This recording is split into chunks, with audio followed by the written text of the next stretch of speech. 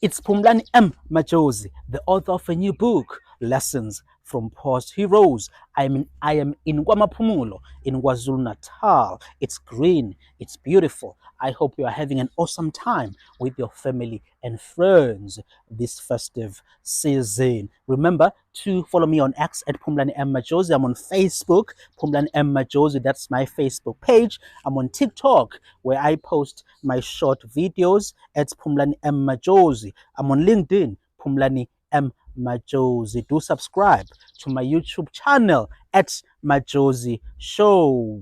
And let's engage on South Africa's political and economic affairs. Remember to get yourself a copy of my book at a bookstore near you. You can order on Amazon.co.za as well. Here in KwaZulu-Natal, there are signed copies at Back and Books, Palito Junction Mall. There are signed copies at Exclusive Books, Gateway. There are signed copies at the Pavilion Mall. Exclusive Books there. You will do find copies of my book, the signed copies of my book, Lessons from Past Heroes. It's a book written to inspire, to remind South Africans that we are responsible for the destiny of our nation. You are responsible for your progress. You are responsible for your community. We must focus on strengthening the markets in the country. We need a stronger market driven economy. We need investment in our people. That is very, very critical if we want to become one of the successful nations in the world. Yesterday, I was speaking about the DA, and I was asking a simple question, and that is, will the DA be effective in this government of national unity? If they can approve of the Bella as it is and not really challenge it, just push it through, allow the ANC to continue with this policy of Bella on educational reform, can the DA be effective? Can the DA stand by its values? I want to expand on that today. And here's what I want to tell you: the DA must avoid being a third faction of the ANC. We already do know there are two factions of the ANC. Well, there are three factions that make up the entire ANC. There's the EFF, it's a baby of the ANC. We have the MK party, right? Controversies party, it's a faction of the ANC. And then we have the ANC itself, folks. Now, the DA doesn't want to be another faction of the ANC. It should not be another faction of the ANC in this government of national unity, just a faction that helps the ANC to implement its leftist destructive policy. That must not be the case. The DA must stand by its values of classical liberalism, folks, of a smaller economy, right? A market-driven economy. They must push for that, for private entities to be allowed to take charge, in communities, right? Give power to parents. The DA must stand by those values. It must push for them in this government of national unity, right? And it must reflect, on our government of national unity, that the DA is them and that those values are represented. That is very, very important, folks, because when 2029 comes, we are going to look back and ask, what did the DA do exactly, right, in terms of shifting the country in a different direction? I have said this many times before. Things cannot be the same, folks, post May 29 this year, right? The ANC lost its majority, so there has to be change in the country, on very big fundamental things like NHI, right? Like Bella, educational reform, like race based policies. We need to see the country shifting to the center. On SOEs as well, the country needs to shift to the center. Things cannot be the same as they were pre May 29, folks.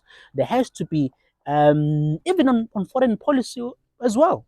The fact that the ANC continues to, with its pro-Hamas activities, right, that has to be stopped, right?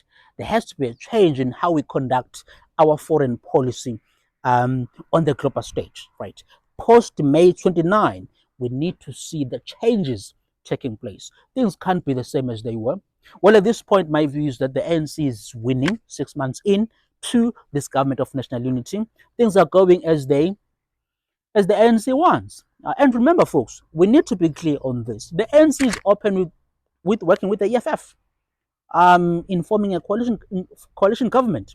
They are willing to work with the MK party as well. They've never said no. They've never said they're not going to work with those parties. So they don't care. They can push as much as they want, because they do know that if the DA were to say we are giving up on this government of national unity, they could continue working with the MK party and the EFF.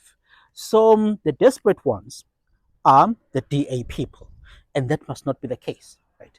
They need to fight very hard. If it means that this GNU collapses because the DA and some partners within the GNU are fighting hard for pro-market reform. That is fine, folks. It's how democracies work.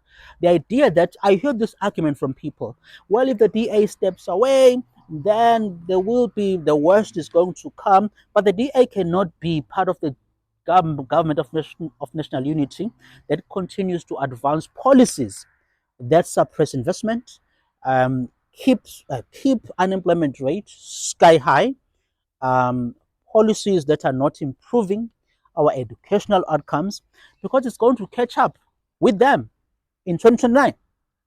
In 2029, it's going to catch up with them. And I have been very clear that I am going to hold them to account.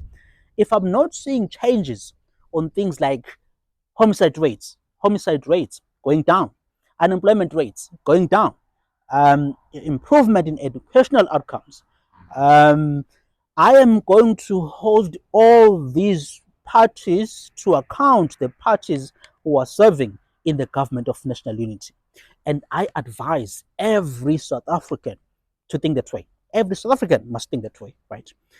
Every party that is serving in this government of national unity, if things do not improve in the country, we don't see strong economic growth, they must be held to account. So the DA needs to be careful. It's very, very important that they are careful here. They must push very hard for their values to reflect on South Africa's policies going forward. At this time, I think they are very weak. They keep on being nice to the ANC. They keep on calling, well, it's compromise and so on. No, folks, they need to push harder for their values to reflect in this government of national unity. Otherwise, they will lose trust from their voters. It's Phumlani Majozi in KwaZulu-Natal, KwaMaphumulo. This is the Phumlani Majozi show. Remember to subscribe to this channel so that you get engaged on common sense on South Africa's affairs. We'll chat soon.